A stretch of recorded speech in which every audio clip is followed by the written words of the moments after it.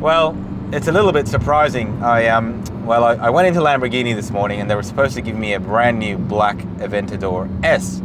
Now, that car happens to be stuck in quarantine for whatever reason. So I've ended up in this, which is a Huracan Performante. Am I complaining? Not really. The last time I drove this was at Imola in Italy, and we had a lot more time to go through the technical stuff, so feel free to watch that too. But this time we've got it for such a short period, so there's no point telling you all the intricacies. Instead, we're going to take it for a proper drive on some of Brisbane's best roads.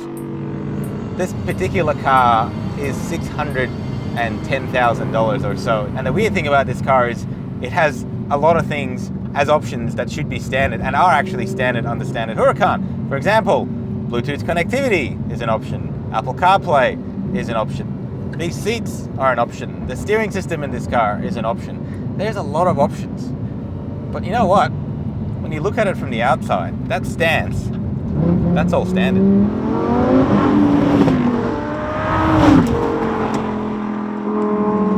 Oh man, the grip in this thing is sensational, and they're using very special Pirelli tires that Lamborghini's actually built with Pirelli just for this car, and the grip you get around corners, it just blows your mind. A lot of that has got to do with the active aero, but at these lower speeds, it's mostly just the tires and this suspension setup, which is all magnetic.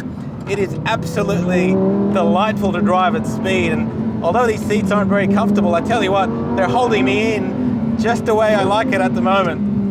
Oh, the speed I'm carrying through these corners. Jesus Christ. I have never driven a car around these roads that has felt so amazingly poised and stuck to the ground no matter what. It really is up there with the Porsche GT3 RS for pure driving pleasure. But it's just that little bit more composed thanks to the all-wheel drive system that does an amazing job of distributing torque to wherever it's needed. Overall, I'd probably say this is the most dynamically engaging car I have ever driven up here. And it is that little bit easier to drive than its German cousin.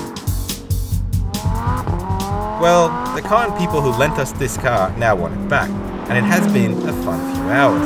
To be fair though, the best way to get the most out of this car is actually on a racetrack, and we look forward to getting behind the wheel of this thing one more time for a detailed and local track test soon.